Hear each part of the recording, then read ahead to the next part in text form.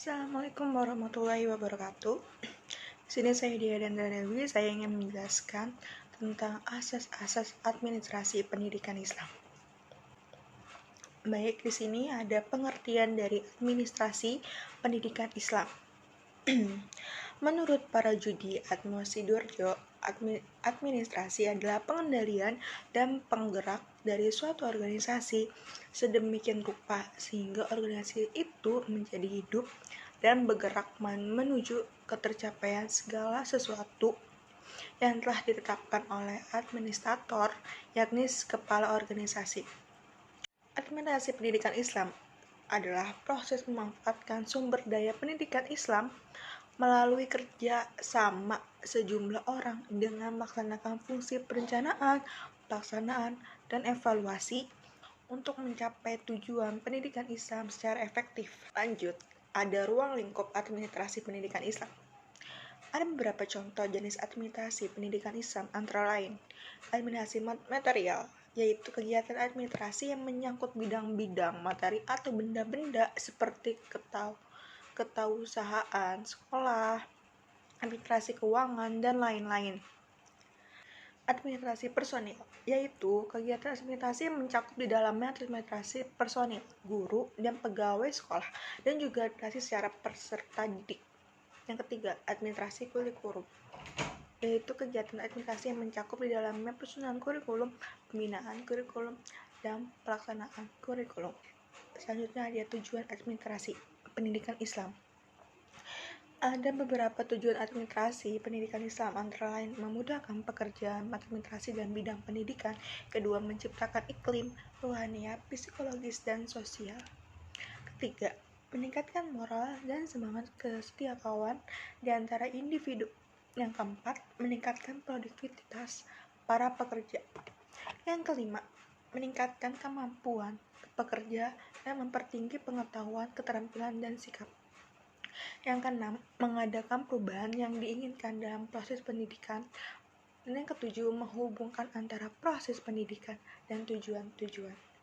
Di sini ada fungsi administrasi pendidikan Islam. Perencanaan.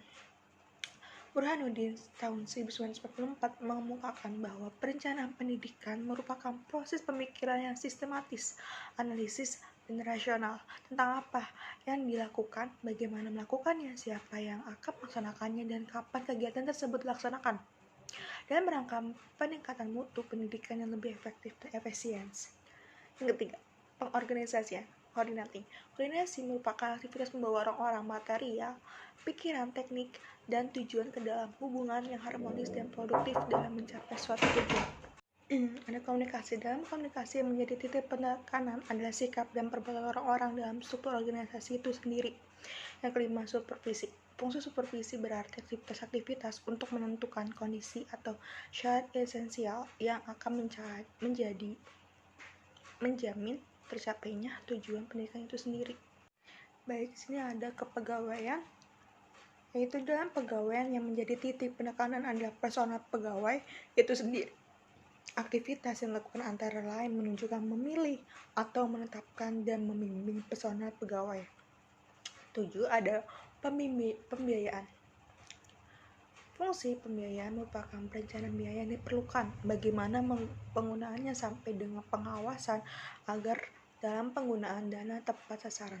Tanpa biaya yang mencukupi tidak akan terjamin kelancaran jalannya suatu organisasi.